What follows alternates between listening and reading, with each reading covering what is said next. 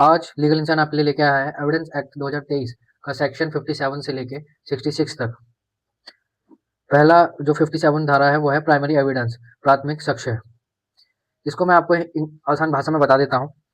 ये वो साक्ष्य होते हैं जो किसी भी मामले में पहले तौर पे जुड़े हुए होते हैं। जैसे कि एग्जाम्पल, जैसे मैंने नीचे लिखा है, मूल रजिस्ट्री की कॉपी नहीं बल्कि असली रजिस्ट्री अदालत में दिखाना। कोई भी व्यक्ति को, अगर उसके घर पे कब्जा कोई कर रहा है तो वो क्या दिखाएगा? वो दिखाएगा कि मेरे पास मेरी रजिस्ट्री है। तो ये प्राइमरी साक्ष्य होगा। 58 है हमारा द्वितीयक साक्ष्य, सेकेंडरी एविडेंस।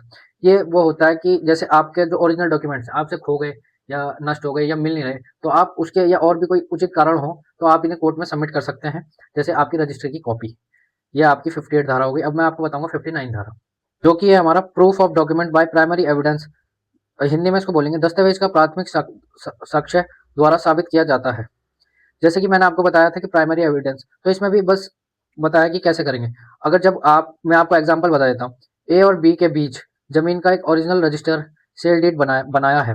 अदालत में यह साबित करना चाहता है कि जमीन वही है जो डीड में लिखी है, इसलिए ए अदालत को ओरिजिनल रजिस्ट्री दिखाता है।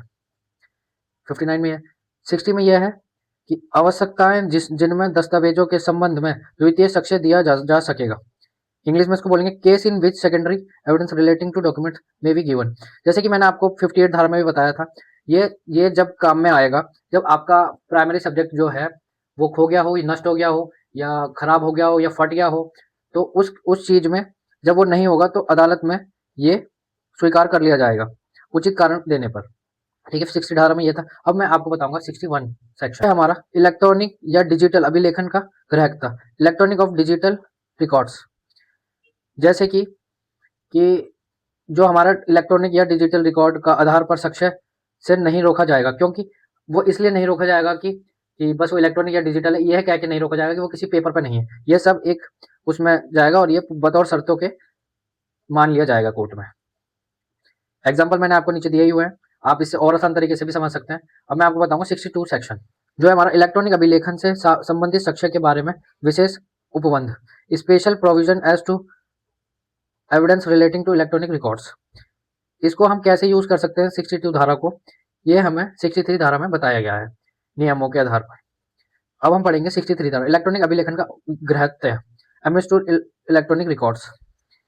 इसमें जो भी आप वो करने दे रहे हो, इसमें बताया गया है कि आप उसे कैसे इलेक्ट्रॉनिक एविडेंस को आप दे सकते हो। सर्टिफिकेट में यह लिखा होना चाहिए डाटा किस डिवाइस से निकाला गया है, डिवाइस सही तरीके से उस समय काम कर रहा था कि नहीं, रिकॉर्ड निकालने वाला व्यक्ति ऑथराइज्ड है, सर्टिफिकेट पर नाम, पद, तारीख और हस्ताक्षर होने चाहिए, output print out, CD, screenshot original data की सटीक और अनैथिक कॉपी होनी चाहिए। जब आप इलेक्ट्रॉनिक दस्तावेज करोगे तो ये आपके मुख्य शर्तें हों जो पूरी होनी चाहिए जब आपका वो सबमिट होगा।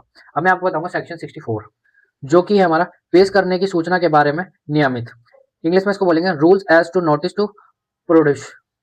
जो कि अगर इसमें यह है कि अगर कोई भी व्यक्ति, जैसे ए है, अगर वो कोई बी को बोलता है कि आपको मैं नोटिस देता हूं कि आप जो दस्तावेज जमा करने वाले हो वो मुझे भी देखना है। ठीक, ए और बी के पास करार है, ओरिजिनल बी के पास है, ए उससे कोर्ट में उपयोग करना चाहता है। ठीक, ए पहले बी को नोटिस ऑफ प्रोडक्ट्स देगा। अगर बी दस्तावेज नहीं लाता, ठीक है, ए उसकी फोटोकॉपी सेकेंडरी साक्ष्य के रूप में दे सकता है। ठीक, अब पढ़ेंगे सेक्शन 65, जो कि हमारा जिस व्यक्ति के बारे में भी अभिकथाएं हैं, अपने पेश की गई दस्तावेज का हस्ताक्षर किया गया या लिखा था, उस व्यक्ति के हस्ताक्षर या अभिलेखन का साबित किया जाना।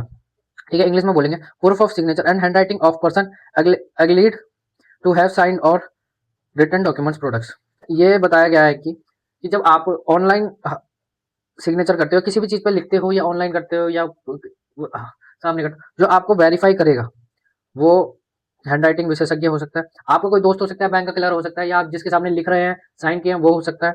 ये आपका होता है, जिनके आगे आप करते हैं वो इसमें करते हैं, मतलब वो आपको चेक करेंगे तो वो बता देते हैं कि इसने करा, मतलब सबूत होना चाहिए आपने किसके आगे किया है या कौन देख रहा था, वो आपके बता सकता है। फिर सेक्शन 66, इलेक्ट्रॉनिक चिन्हक के बारे में सबूत, proof as to electronic signature. ठीक, अब इसमें यह बताया गया है कि कोई भी व्यक्ति electronic signature, e signature, certificate based signature, electronic authorised technology, अगर कोई भी व्यक्ति ऑनलाइन किसी चीज पे सिग्नेचर कर देता है और दूसरा व्यक्ति मना कर देता है, तो उसको चेक करने के लिए कुछ बताए गए हैं। एग्जाम्पल मैं आपको दे देता हूँ। ए ने एक ऑनलाइन कॉन्ट्रैक्ट पर ई साइन किया, बी कहता है कि साइन फेक है कोर्ट में, डीएससी सर्टिफिकेट चाहिए, ऑडिट लॉग चाहिए, सीए वेरिफिकेशन, साइबर एक्सपर्ट की रिपोर्ट दिखाई गई, कोर्ट ने कंसिडर किया कि यह वैलिड इलेक्ट्रॉनिक सिग्नेचर है, प्रूव अंडर सेक्शन 66। आशा करता हूँ जो मैंने आपको बताया आपके कुछ काम आया होगा। मेरे चैनल को सब्सक्राइब करें, लाइक करें, कमेंट करें और शेयर करें जो और लोगों तक ये पहुंचे। Thank you.